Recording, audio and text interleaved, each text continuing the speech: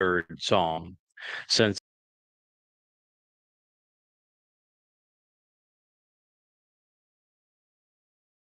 one in his second of three lives came as the Messiah, the Son of God, and returning King, to fulfill Pesach, Matzah, and Bikurim, so that we might live forever in God's presence, enabling the benefits of the Berith covenant. And in the midst of this, while speaking of this potential for reconciliation and redemption, we find Yahweh saying something that I have known for a very long time and Israel needs to face. These are very, very dark days for Israel and difficult time to be a Jew. And this is largely because Israel, you wrote God out of your lives some 3,400 years ago, and you've not invited him back in. It was during the Exodus you told him to shut up and go away, that you never wanted to hear from him or see him again.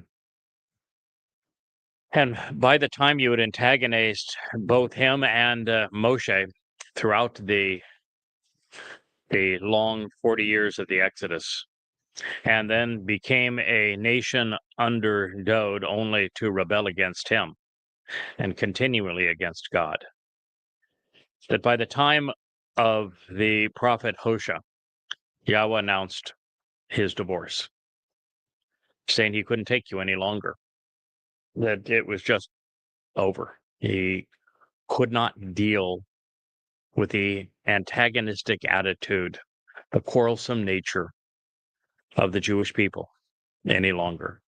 And he said that he was headed back to heaven as a result, which means he has left communication between he and his people with prophets and witnesses. The last of the prophets was Malachi. He spoke in 457, 447, I should guess. It would be more accurate, 447, 448 BCE, 1,000 years after Moshe first revealed the Torah around Mount Choreb. It was exactly 1,000 years in between the first and the last of the prophets. And since that time, Yahweh has been silent, hasn't communicated with anyone. And the reason for that is that first he had left a marvelous legacy to be studied through his previous prophets, that we could read and come to know him. And second, he could no longer find a single Yehud, not one Yisraelite, through whom he could communicate, because there wasn't any willing to listen to him. There was none who was willing to stop the rebellion. And that was the continued state of affairs until 24 years ago, when Yahweh, long after predicting he would do so, in fact, he foretold that he would speak through an observant foreigner, going all the way back to the time of Dod. Yeah, it's even mentioned in the Torah, some 400 years before that. And he picked a goy to reintroduce his name to his people. He picked an Akre, an observant foreigner, a choder, a branch off the tree of lives and off the tree of the knowledge of good and evil, to bring understanding back to the lost tribes of Yisrael. And that is why we present the Yahweh blog. It is why there are these books sitting on the shelf behind me. It is why we do what we do, is to reacquaint you with Yahweh's name, to reintroduce you to your God. And we do so at a very, very dark time for Israel, when you are just a matter of days from being sold out by Donald Trump and company to the Qataris and the Saudis. And God is now on record saying that he will not continually quarrel with someone. He will not subject his preeminence to unending arguments, always contending in hostile opposition, continuing to endure the taunts and the insults called imperfect. Nor will he eternally serve as a frustrated caretaker, a natar, tend to those who displease him, maintaining the status quo as those who are disappointed and irritated. Psalm 103:9. Unfortunately, Israel is still taunting God. I was reading Israeli responses to what Trump is doing to go all in on Saudi Arabia and Qatar by using Israel as the ultimate bargaining chip. And it is interesting that when I began to inform Israel in the first week of November of last year that Donald Trump would be the next Neville Chamberlain, and that his Czechoslovakia would be Israel, and that he would surrender Israel to Saudi Arabia. At the time that I made those statements, I found that other than those in the Covenant family who had been with me for a very long time and had learned that when it comes to foretelling what's going to happen in and around Israel, that I have never been wrong. I'm always correct because I base what I say on an understanding of Yahweh and his prophets. But apart from those individuals, everyone condemned me as being liberal, which anybody that knows me knows I'm the opposite of the sort. A source of fake news, which again, I've been doing this for 24 years, and you can't accuse me of that. And they did everything they could deny it. If you read in the chat rooms around the Jerusalem Post, for example, you would find that well over 95% of Israelis thought that Donald Trump was the next Messiah, that he was the godsend who replaced the irritable Joe Biden, and that he was going to have Israel's back and be Israel's savior. And all the while I was saying, no, he's not. The prophets have spoken. They've never been wrong. He's going to sacrifice Israel. And it's going to happen no later than 22 May of 2026, Shabuah, 7 years before year 6000 Yah, and the Messiah's return with God. So it was obvious what was going to happen. I said it as such, and what I found is that somewhere between 95 and 99% of Israelis posting in those news-related chat rooms were exceedingly articulate against that position and believing that Donald Trump was the opposite of the way that I was painting him. I have been relentless on pursuing this story because I know it to be true, and I know the consequence. Millions of Jews are going to die as a result of what Trump is doing, and billions of people worldwide will also succumb to the treachery of Donald Trump. And knowing that this is true, I have continued to examine and explore and share every nuance along the way where Trump confirms what I have said about him. And now, as of last night, when Trump is now winging his way to Saudi Arabia, where Witkoff is now in Israel to break the bad news to Israel as to what's going to happen, after the Trump administration actually told Hamas in direct negotiations with Hamas, bypassing Israel, that if Hamas provides a gift to Trump, which was the Israeli-American soldier that was hostage, and releases him, the Trump will do a favor for Hamas that's far greater than that. And that is what will be occurring today as Trump makes his way to Saudi Arabia. And when I read the chat rooms now, it's a complete reversal. It's maybe 3 to 5% of Israelis now are desperate to try to cling to the myth that Trump has their back, and will call everything fake news or liberal press or this sort of thing. But 97% of the very articulate, passionate Israeli responders on the Israeli news sites now know what I've been saying for 6 months, that Donald Trump's going all in with Saudi Arabia and Qatar, and that Israel is the bargaining chip. They know that they have been left. Occasionally, you'll find someone that rallies and says, "No, Hashem will save us," and most people just yawn or laugh. Hashem isn't going to save you. Hashem is irritated by you. Hashem made it very clear he's not going to continue to argue with you. If you can't so much as even say his name, if you're going to erase his name from your life, if you're going to replace his Torah with your goddamn Talmud, if you're going to substitute he intended with you of Judaism, half in on behalf, not now. All you got is this lousy goy speaking to you. He is now your best hope because he was called by Yahweh to knock some sense into your thick skulls, to get your attention, because God's not going to continue to argue with you. So I've been put here to be the one who is arguing with you, trying to get your attention, trying to break through that thick skull of yours, because you've been hard-headed, stiff-necked, and irascible for 3,400 years.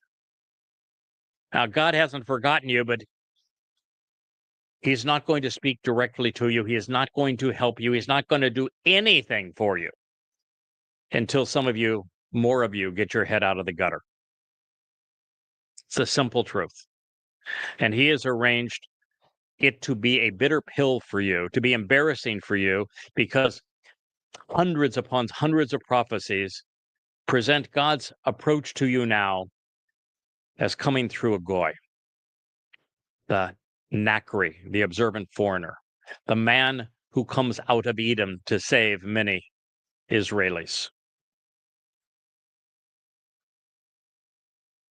And that's the position you put yourself in. Today was a particularly robust day for me on Facebook and X. X is a swamp of anti-Semitism. I despise the place with a great passion. We do live stream to it. I do post on it, try to get people's attention on it. Everyone on X is frustrated because Elon Musk and Donald Trump are both being bribed by the Qataris and the Saudis. And their algorithm shut down anyone who will tell you the truth about what's going on. And yet on Facebook, we're gaining new friends at a prodigious rate, much faster than ever before, maybe 4, 5, 6, 7 times faster than any time previously with the same posts. So there is hope to break through and get Israel's attention, and that's why we're doing these programs. I am speaking for Yahweh, the God of Abraham, Yishak, and Jacob, the God of Yisrael, the only God, the God of the Torah, the God of the prophets, who chose Yisrael to be his people, but unfortunately his people, Yisrael, did not choose him in return. And we need to change this because the day is coming very quickly where we'll enter the time of Israel's troubles. And it begins on Shabuah, 22 May of 2026. And by that time, there will be a state of Islamic terror carved out of the heart of Israel. And the next 10/7 is not only going to be at least 100 times worse, with 100 times to 1,000 times more jihadists flooding into Israel. They're not just going to come from Gaza and the southwest of Israel. They're going to come from the east. They're going to come from the north. They will even come into Israel on ships from the west. They will come down through Syria, even from Turkey, from Iran, from Iraq, from Jordan, from Saudi Arabia, from Egypt, from Lebanon. And they will flood into Israel, according to the prophets, in great numbers, but this isn't the worst of it. I wish it was. And it's not just that they will be 100 to 1,000 times more of them, and the IDF has no remedy for that. And therefore, Israelis are going to be raped, they'll be plundered, they'll be tortured. I'm sorry to bring you this news. I don't want to have to bring you this news. But unfortunately, it's going to take this kind of news for you to finally give up on your politicians and your rabbis and your culture and return to Yahweh and start listening. I wish that was not the case. I would love for you to prove me wrong. There is no penalty in prophecy for you proving me wrong. Should you begin to accept Yahweh as your God, the Torah and the prophets as his guidance and instructions for your lives, and significant numbers and great quality of people sooner rather than later, the only thing that is going to change is the number of high quality individuals that will get to live forever as part of the covenant family, inherit all that God has to give. And that is a very good thing. Now, the other problem that is now a fait accompli as a result of what will be happening over these next few days is that the terrorists that will flood into Israel, motivated by Islam, are not going to just come from outside of Israel's borders. They're going to come from Israel's heart, from a place that is only a mile or two from Tel Aviv and from Jerusalem, as a Fakistanian state is carved right out of the heart of Israel, narrowing the country at its waist where it is most vulnerable, where 70% of the population live. And so Israel's going to be invaded from the inside, not just the outside. So you need to know the time is running out. We specifically spoke last night on a 2-hour program on Chakma Chodar, revealing the prophecies and making sense of them for the first time ever on Zechariah 6, explaining the purpose of those 4 spiritual chariots, the red, black, white, and dappled, telling you exactly what each of them was going to accomplish, when they would fly, and how you can be on the positive outcome regarding them. And as we concluded that prophecy, revealing the truth about what each of those represent and when they will take flight, why they're being sent, the testimony from Yahweh in Zechariah 6 said explicitly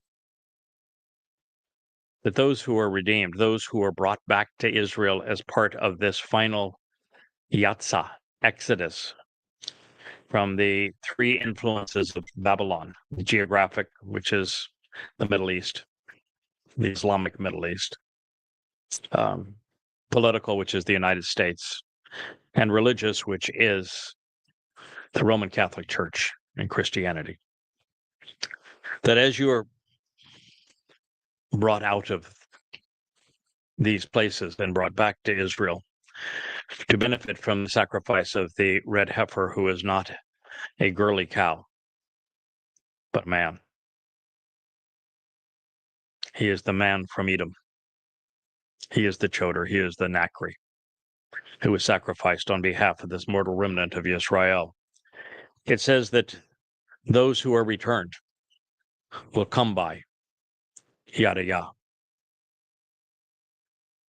Yada Yah is the website where all of the 35 books that I have written, based upon my translations of Yahweh's Torah, prophets, and Psalms, and as well as the scriptures of the religions that have been so hostile and antagonistic to Jews, all reside at yadayah.com. And it says that's how you're going to come. So I would encourage you to go there, yadayah.com. The website is always on the Yahweh blog. You can look at it there, yadayah.com. Yada means to know. Yah is God's name. And to get that kind of an endorsement from God, to say, this is how you go about returning, means that I can tell you with certainty, if you're going to be part of the covenant family and not succumb to the hell that is being perpetrated on Jews, that's going to get so very much worse over the next 7 years as a result of the machinations that are occurring all around you, then you need to go there and you need to start reading now. And you need to start listening to the Iowa blog. So even though it's going to get far worse before it gets much better, the time of quarreling with Yahweh is over. God has no interest in, nor does he have any motivation to subject his preeminence to an unending stream of cantankerous arguments, nor subject his magnificent character to insults, which is what the religious have done with the counterfeit of his beloved son, whether it be Bar Kokhba with Rabbi Akiba or Jesus Christ with the Rabbi Paul, or the horrific myths attributed to Dawud in the Islamic Quran as they were sold to Muhammad out of Talmud readings and then twisted. God doesn't need to be insulted this way. He doesn't need to have his name trashed. He doesn't need to have his reputation destroyed by the likes of the idiots and parasites parading around as Haredim and ultra-Orthodox Jews. He doesn't need the Netanyahus to trash his reputation. He doesn't need Israel to be a house divided with the progressives on one side and the parasites on the other. If you're going to survive Israel, you're out of options, apart from listening to what I have to tell you about God. Now, depending or not, whether you wish to be removed from through the Shabuah and Teruah harvest, or you wish to endure the time of Jacob's troubles, you have until Shabuah in 2026 at the latest to make this harvest, or hope that by Teruah in 2023 that you have survived the time of Jacob's troubles and that you can resolve your conflicts with God at that moment. When Yahweh returns with Dawud, neither will serve as a Natar, a frustrated caretaker over the irritants clinging to the status quo.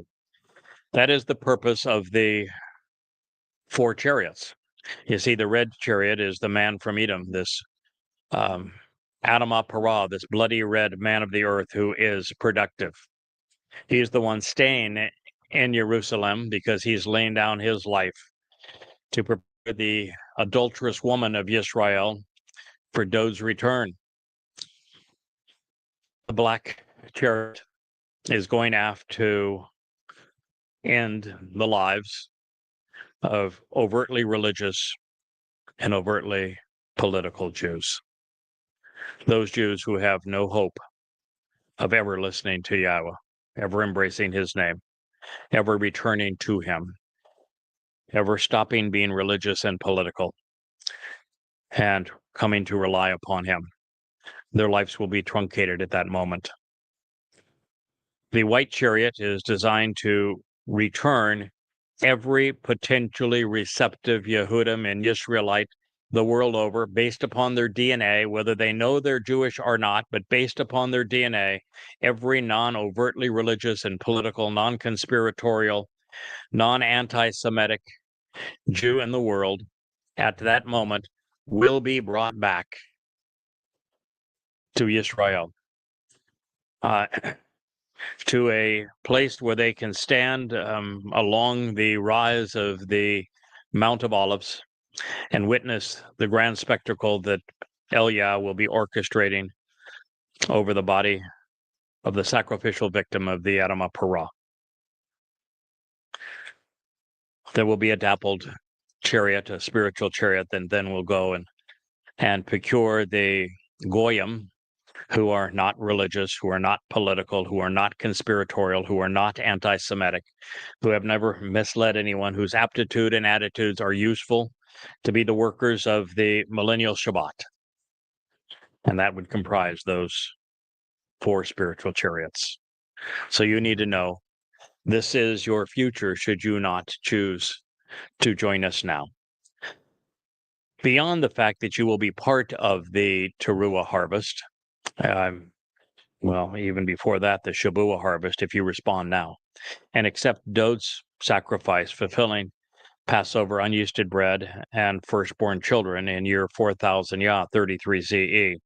If you embrace that now, accept the terms and conditions of the covenant, which there are 5 of them, and receive the benefits of the Moed Mikre, particularly these first 3, as David fulfilled them, and you are prepared to join us on the Shabuah harvest, then you will have at this very moment 12 months to prepare yourself, your family for this harvest, and then use this time to encourage other Israelites, other Yehudim, to capitalize on this opportunity of a lifetime.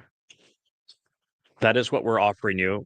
There's no nonsense at this point. There's no room for debate, no room for interpretation, no room for niceties, no room for subtleties. You just need to understand the truth as it exists. We've run out of time, Yisrael.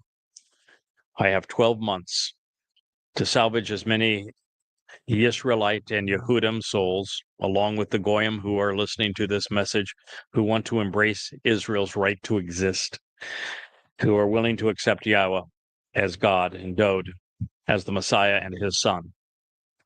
We have exactly 12 months. And after that time, we begin the 7 years of the time of Jacob's troubles.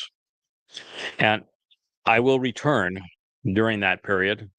I will return initially with 8 supporters from the Covenant family.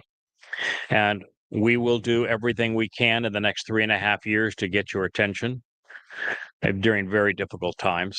And then ultimately, I'm going to be met by the great orator, Elia, whose credibility will be enormously valuable as he returns and joins me on the Temple Mount, cleansed of all of the Islamic scars, such that we spend 3.5 years, the last 3.5 years, with Yahweh performing all manner of signs around us and above us, obliterating the dome of oppression and the mosque of death, while erecting a tent of the restoring witness on the mount, flying a scrolling banner above us so that you can read and see what I'm sharing with you now and what we will share with you going forward at that time. He's going to lift up the 10 statements that were etched in stone so you would know what they say. I expect that we will see the original autograph of the Torah scroll. I fully expect Yahweh to show at some moment the Ark of the Covenant. This will be the most amazing time in world history, but understand you will also be enduring the ongoing march of genocide from not only from Muslims, but from their progressive pimps who would impose genocide and apartheid on Jews. So earlier in this 103rd Mizmor, the rhetorical questions that Dode posed were presented in the second person feminine, but now he has returned to first person plural because he's making these statements such that they will include his 2 associates who are preparing the way for his return, and that would be Yada and Elia.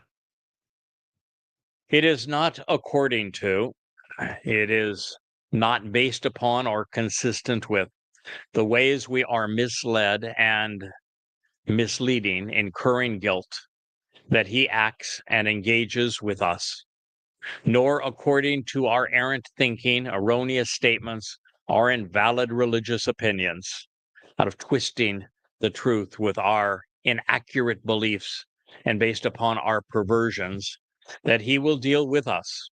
No, Yahweh is going to deal with you on the basis of his Torah, basis of the 5 conditions and 5 benefits of the Berith covenant, based upon the purpose, intent, and the fulfillment of his 7 Moed Mikre. He's going to deal with you based upon his nature and his intent, not your religious and political nature or intent. If you're expecting God to respond to Judaism and to rabbis, you will be horribly disappointed, because he is disgusted by both. If you expect God to be on the side of your political party, the Likud, for example, national unity, whatever it may be that is your preference, I'm sorry to tell you, God is apolitical and anti-religious. He is going to resolve the conflict with those Yehudim who are open to being part of his family and accepting his name and his son based upon his instructions, not yours. So it is the nature of religion to define how God supposedly interacts with men and women. But the God who created men and women begs to differ. Yahweh will be incongruous with religious edicts. If you want to know God, it's going and how to engage with him, or how God's going to engage with you when he returns, then you need to read the Torah and Nabi, the prophets, divorced mentally from the lies of Jewish culture and Judaism. That's where you've got to begin. You need to reject those things before you can even start this journey. And what you're going to find is that very few will meet the criterion God has established, and none among them will be overtly religious or political. In the second of 3 statements that Yahweh etched in stone, after telling you that his name is Yahweh and that he is the God of liberation, and that you will not exist with a God by any other name. That would include Adonai, Hashem, and G-D. He then goes into a whole diatribe about telling you, don't be religious. Don't be around religious images like the so-called Star of David. It's not Star of David. It's the Star of Bar Kokhba, the false Messiah. It was the star that you were subjugated under and abused and murdered. Do not buy into any of the symbols of rabbinic Judaism or even Israeli patriotism. That he doesn't want you to be in the synagogue or to be around any religious influence of any kind. He then concludes the second of the 3 statements on the first of the 2 tablets by telling you that fathers corrupt their sons to the 3rd and 4th generation because they teach their sons to be religious, and then they in turn teach their sons to be religious. And he actually goes as far as to say that thousands will receive his mercy as a result of accepting the terms and conditions, closely examining, carefully considering the terms and conditions of the covenant relationship. Well, overall on the planet, thousands amongst billions would be 1 in a million. The numbers are going to be better among Yehudim. It will be thousands of Yehudim. I'm expecting that thousands of Yisraelites and Yehudim will accept the offer to be harvested in the wheat's harvest on Shabuah, and that thousands, I think it will be 7,000, that will agree to be gleaned in the olive harvest, which is an all-Israeli harvest, on Teruah.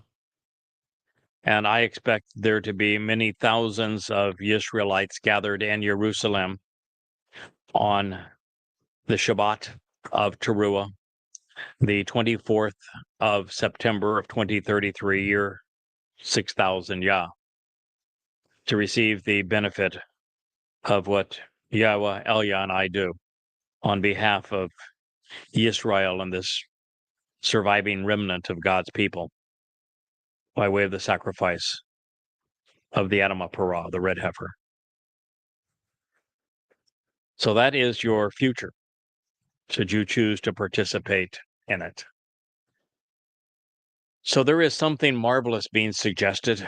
God is going to deal with us, but not based upon what we have said or done, but instead predicated upon what he has said and done and what his son has accomplished. To capitalize, accept the conditions of this bereth and attend the mikre. This mizmor began by telling you that it was about Dod David. And then it continued by saying that God was doing marvelous things as a result of the great admiration and respect that he had for Dod's nefesh soul. And that the redemption of Yisrael is predicated upon their response and their reverence and respect for the soul, the nefesh of Dod David. And then it continues by saying that God's not going to quarrel with you forever. Well, his biggest quarrel with you isn't actually erasing his name, although that is gargantuan. Because the third statement, etched in stone, says he will never forgive anyone who negates the value of his name. So that is a litmus test that is a hard stop that says if you're not willing to accept and use Yahweh's name, you have no place in heaven, no place in his family, that you cannot be saved. In fact, you have guaranteed that you will not be saved. But his biggest quarrel isn't actually his name. His biggest quarrel is his son and how Jews have denied him. The prophets are clear that Dod told you exactly when he was going to arrive in Jerusalem in year 4000 Yah 33 CE to fulfill Pesach Matzon Bakodim, explaining everything through the revelations in Daniel 9. And then he, 1,000 years before he endured crucifixion, he explained that he would die his body would die as the Passover lamb in fulfilling Pesach by way of crucifixion, writing a first-person account, a first-person witness of crucifixion and how it kills 700 years before crucifixion was even invented. He told you he was going to do these things, and you ignored him, and you rejected him, and you still don't accept it. It's one thing for a man to be so compassionate, so courageous, so as to volunteer to fulfill Passover and matzah. Passover as the lamb crucified by the Romans, matzah with his soul carrying our guilt into Sheol to perfect us so it's never seen again. But it's one thing to do those things, which he did. It's another thing to have to endure the fact that his own people have denied him and denied themselves of the sacrifice he made for them. This is the greatest quarrel that God has with his people, because Dod is God's beloved son, his chosen one. So Dod's next three sentences, or this next three sentences spoken of Dod, should this have been Nathan being inspired by Yahweh to write about Dod, tell us the story of God's love for his children and what father and son have done and will do to keep us together. They speak of love beyond our comprehension, of mercy so far-reaching our rebellious nature becomes as distant as light is from darkness, as 7 dimensions are from 3, and as different as the sun is from the black hole of Sheol. It begins and reads, indeed, key, as a way of branding, truthfully, surely, just as, ka, similar to, comparatively, the heavens and spiritual realms are elevated in scale and dimensions beyond our comprehension. Gaba Shamayim. The universe is bigger than what we can envision and towering. I'm smiling because just in the last month, as a result of the photographs of the James Webb Telescope, we have learned that the universe is vastly larger than we could have previously imagined, and that it is dimensionally very different than what science has previously thought, that it is older than what was previously conveyed, that there wasn't one Big Bang, but Big Bangs everywhere and simultaneously. So the universe is towering so far beyond what we even thought. And we had already reached the point of perceiving the universe as being 93 billion light years across. And it turns out now that it's the same dimension for everybody, no matter where they might be in this universe. And that it is very, very different than what was perceived. So God is saying here, the universe is bigger than we can envision. It's kind of funny with scientists now, astronomers scratching their heads saying, boy, we got all of this wrong, didn't we? So above and beyond the material realm, so too is his steadfast and enduring love, his unfailing generosity and mercy, his magnanimous nature and unmitigated affection and overwhelming desire to favor with benefits towards those who respect and revere him. And that is the bottom line, my friends. This is Mizmor Psalm 103:11. If you are going to be among those God's favors, if you're going to be among those he shows his compassion and affection and love, the first step in that direction is to respect him. And you cannot respect him by ignoring his name, by writing his name out of your lives, by ignoring what his son achieved by fulfilling Pesach, Matzah, Bakurim in his second of 3 lives, by replacing his Torah with a Talmud, with replacing the relationship he intended with you with Judaism. You cannot do it that way. You need to respect Yahweh for what he has said, for what he has written, for what he and his son have achieved. It continues, and this was Mizmor 103:11. As far as the sunrise in the east, where its increasing light is from, Mizrahin, the distinction of the rising sun, to the setting sun in the west, where darkness follows, Marab, the sunset with increasing darkness, so far removed from us, are our revolting and rebellious behaviors. At Pesha Akanu is that part of us which has been contrary to the way and in defiance of the standard through religion and politics, and thus rebellious. Mizmor Psalm 103:12. As a father, Ka'ab, consistent with the way of a parent, especially a dad, shows tender affection and genuine love. Rakam is kind and generous, favoring, having compassion for children. Al Benyim Yahweh, which is the proper pronunciation of the name of our Eloah, God, as directed by his Torah teaching regarding his Haya existence. Genuinely loves and overtly favors. Rakam is compassionate and merciful, generous and forgiving toward those who respect him, those who revere him. Who's him? Yahweh, not Hashem, not G-D. You insult God when you write his name out of your lives, when you ignore the instruction that was the third he etched in stone with his own hand and said the negation of Yahweh's name is an unforgivable offense. You need to change this now, Israel. You are not going to survive as a Jew if you don't change this now. Embrace Yahweh's name, disregard the rabbis. Do it now.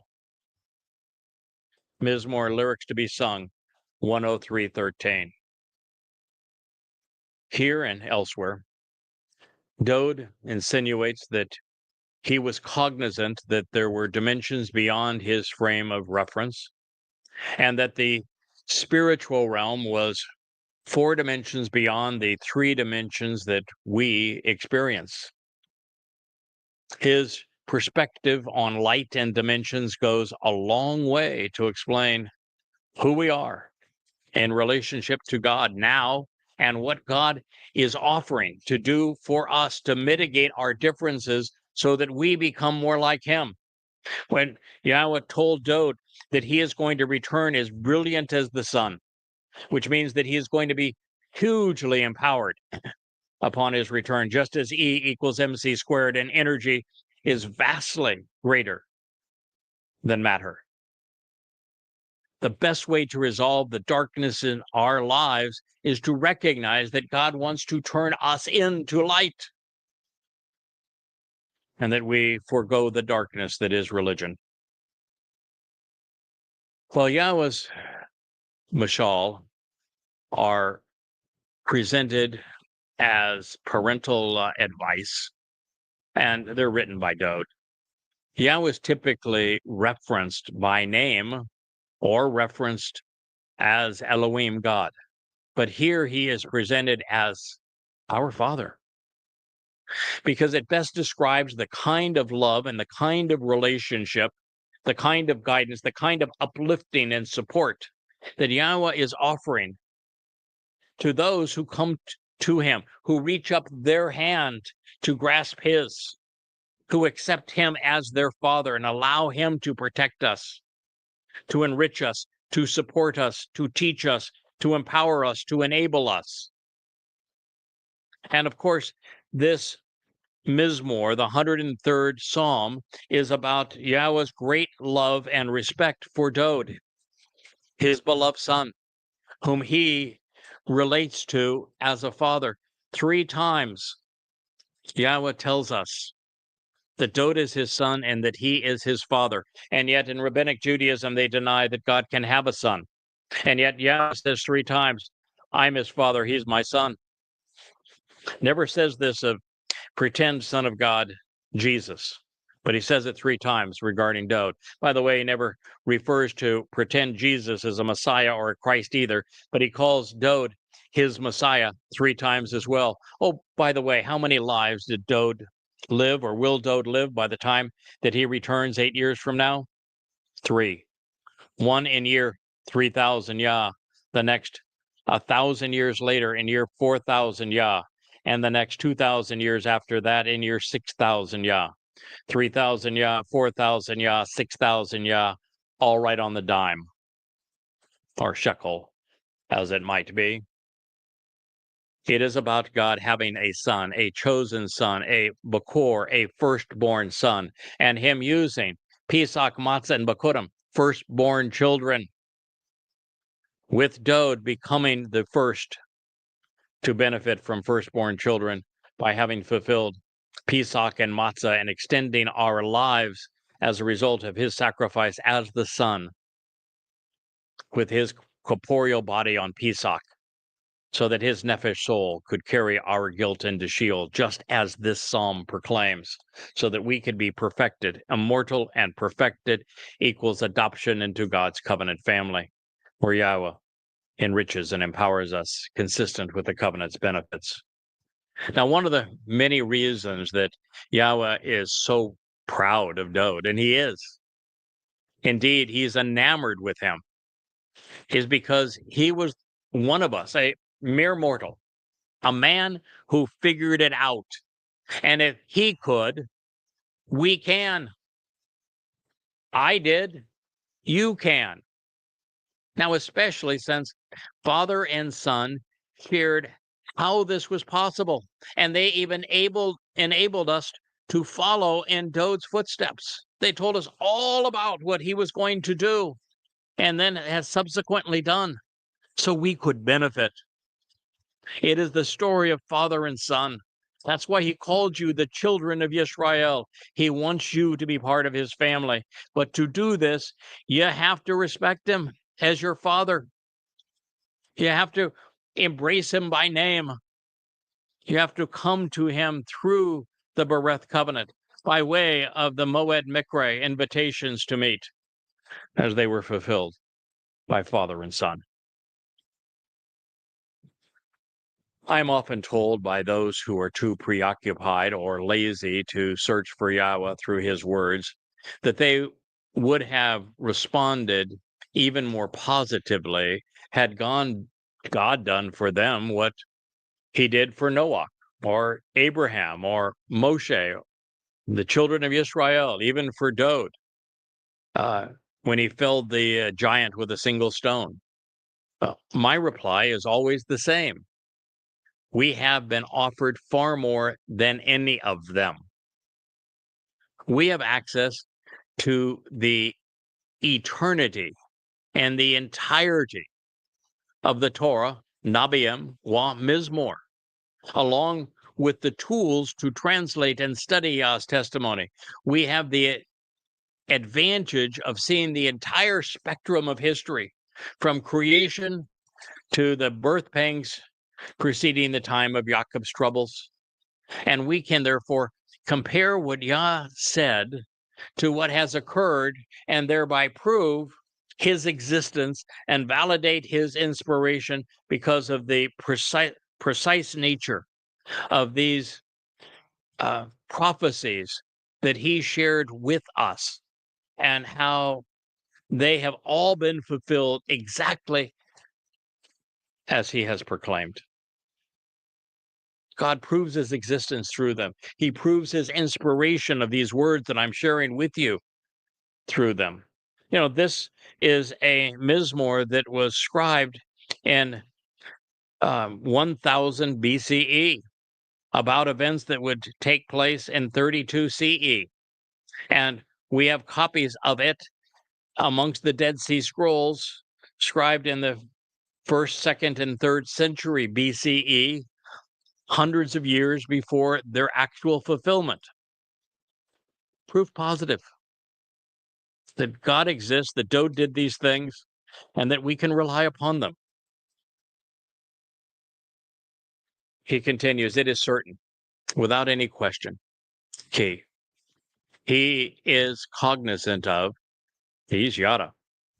He is aware of and knows, he acknowledges and understands our inclinations and frame of reference, even the purpose for which we were created, our dimensional limitations and our attributes, especially our ability to think and to reason, our motivations and our desires, our wants and needs of what and why we were formed in the first place. Remembering that we are indeed Zakar, the memorable man. And here it's Yada is the memorable man, if you want to take these words quite literally. And this next word, afar, tells you to take Yada as the memorable man quite literally, comprised naturally in this case, even as a physical being in your presence. Mizmor, lyrics to be sung, Psalm 103:14. Now, God is energy, and we are matter, although his Ruach, which he supplies the 7 Ruach of Yahweh to enable the Choder, the Nakri, the man from Edom, to do as instructed, as foretold.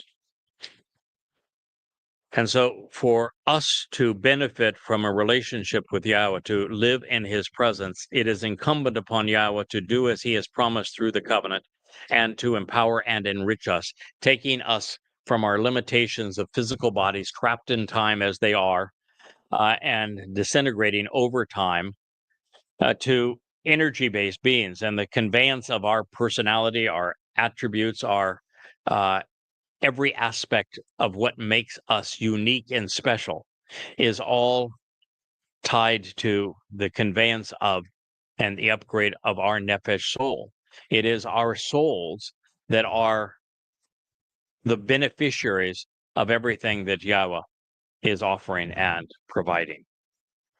So God as energy, we as matter, come together when God infuses us with his light, with his energy, empowering and enriching us.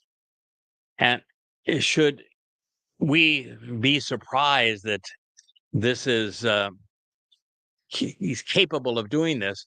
We ought not be, because it was Einstein, a good Jewish lad, that was able to demonstrate to us that energy and matter are really the same thing. When God created light, he also created matter, because energy and matter are the same thing. They're just different amounts of the same thing. Yeah, energy becomes matter when organized correctly. It's just that you have to multiply matter times the square root of the speed of light to be equal to the same amount of energy. And so God is taking us through that equation, multiplying who we are and the essence of our nephesh souls by the speed of light squared to enrich us, to empower us. So it's Einstein's equals MC squares, in which matter must be multiplied by the square of the speed of light, which is 2.99 times 108 meters per second, thereby differentiating our capabilities by a factor of, well, 89, 874, 044, 000, 000, 000 to 1. That is, I think, 89 trillion. Let's see, the next would be billion. The next would be, nope, it's 89. What's after a trillion? Is it gazillion? I don't know. But how about 89,874 trillion to 1? This is, I thought I had a decent vocabulary, but what happens when you go beyond trillions in in all of this? So this is an extreme equivalence, and it lies at the core of what God has promised to do to enrich and empower, to enlighten us as his children. And it's all calibrated on our interactions, such that he values those of us who come to value him.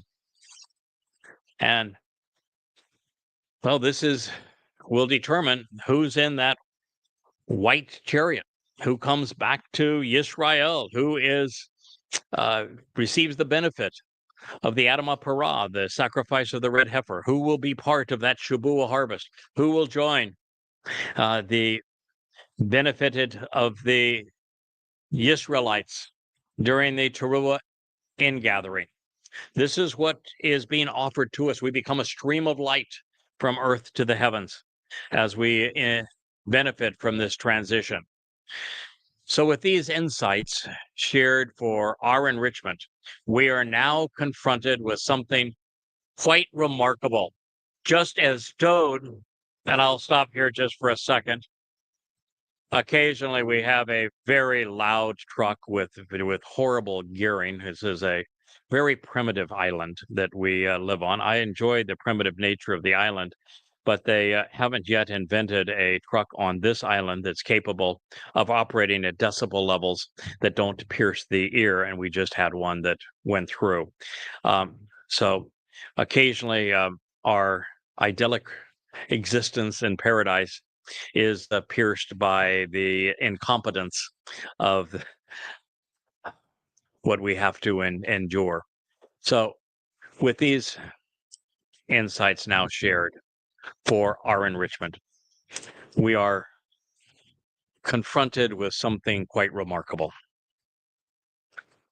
Just as Dode quoted his 22nd Mizmor to explain why the Spirit, why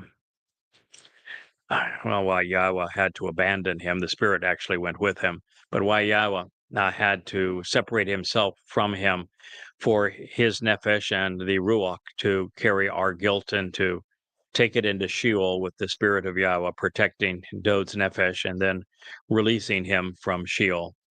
And the 22nd Mizmor, this is explained to us that Dod's Nefesh soul suffered this after his Bashar body was crucified by the Romans. And so this is a fairly important insight into the fulfilling of Pesach leading to Matzah in 33 CE, that we're now coming to the realization that Yahweh actually drew, and this is amazing, inspiration from Dod. When he answered Yashaya's question in the midst of his prophetic portrayal, encouraging us to get ready for his return.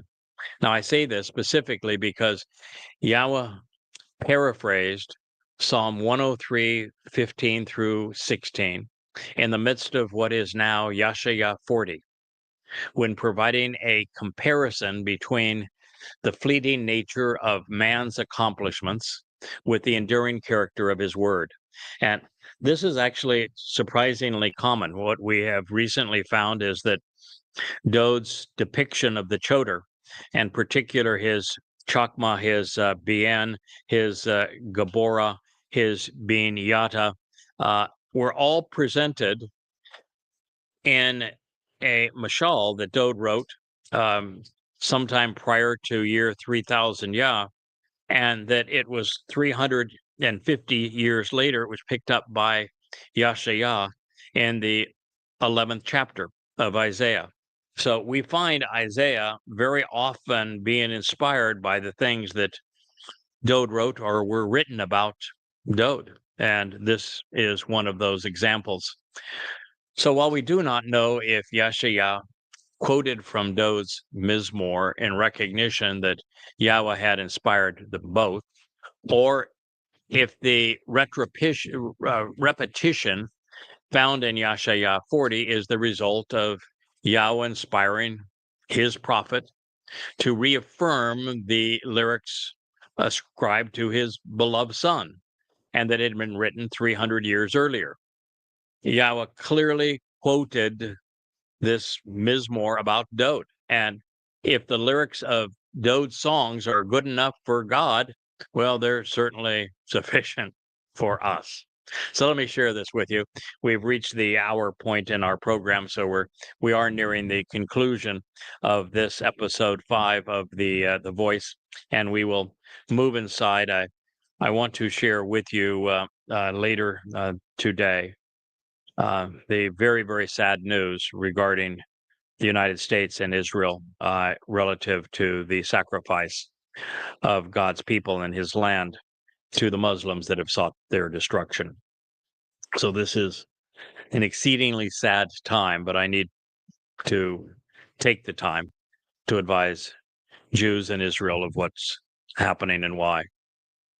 So it reads, mortal man's Enosh, human beings, days, Yomim, Hu, duration and time are like Ka, can be compared to an abode of dried grass, Chasir, dwelling like brown hay, needing water to live and to grow. We'll have to check in a moment to see if Yahweh if Leah just walked through the scene. I think she just did, not knowing that she was, well, for now the second time, Leah has been caught by the Yahweh blog camera that never blinks. So thank you, Leah. Like the flowering nature of an engraved plaque on a shining memorial, the tits, an ornamental trophy which blossoms with a beautiful written inscription or dedication memorializing some achievement in the open and broad way, Ha-Sedeh, of the way which is spread out far and wide. It therefore reflects the light and the scene around it.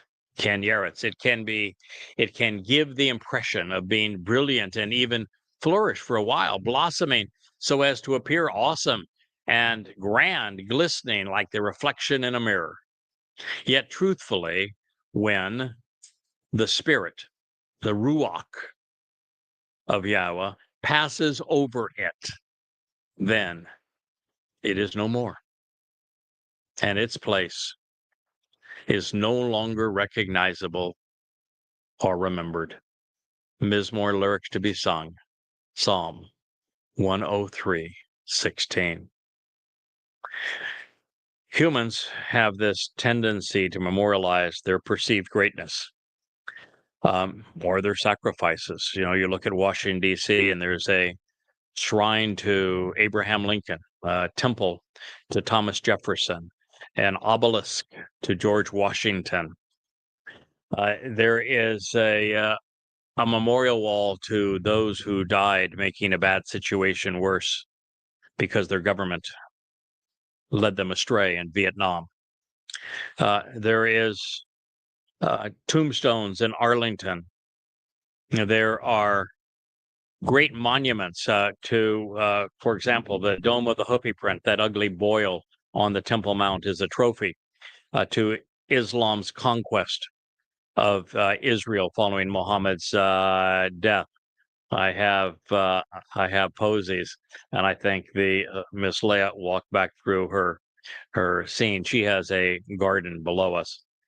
Man wants to end his life with a memorial stone telling us how wonderful our lives were.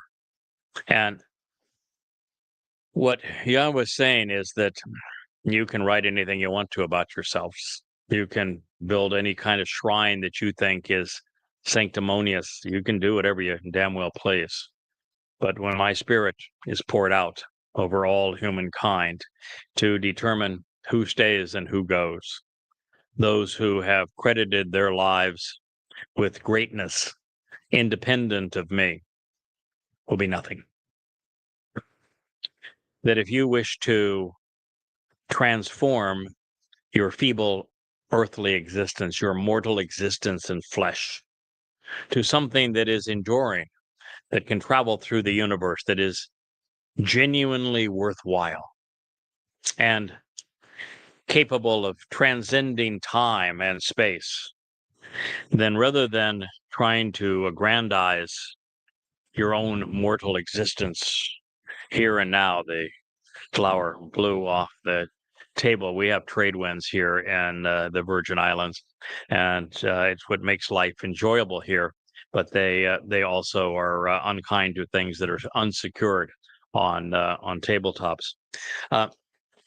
So God is just quite saying, if your memorial is going to be written by you, if you're going to aggrandize human achievements, then know that they mean nothing in the end, and that when the Spirit is released to either end lives or restore them, they will be no more.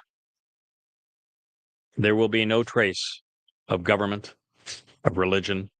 The greatest shrines, of course, of man are great cathedrals, the Vatican and Rome, the monstrosity around that ugly cube of the Kaaba in Mecca.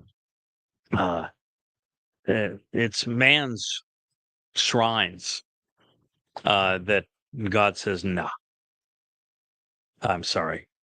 Good riddance. There was no religion in the Garden of Eden. When we return to it, there'll be no religion. There'll be no politics, no grand human structures at all.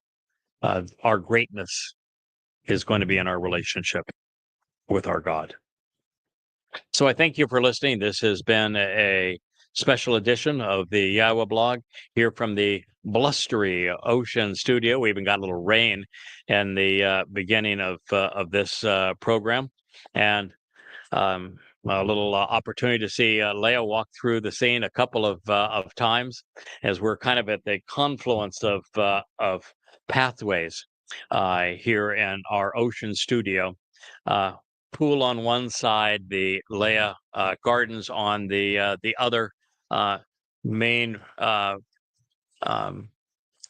venues of the house, and the porticos to the left and to the right, the ocean behind me, driveway in front of me. This is kind of the crossroads of our little home in the Shamaim of the great big sea of the Caribbean that is all around us. And so, thankfully, via the satellites, we're able to broadcast this Yawa blog to you. And I thank you so much for listening. Good day.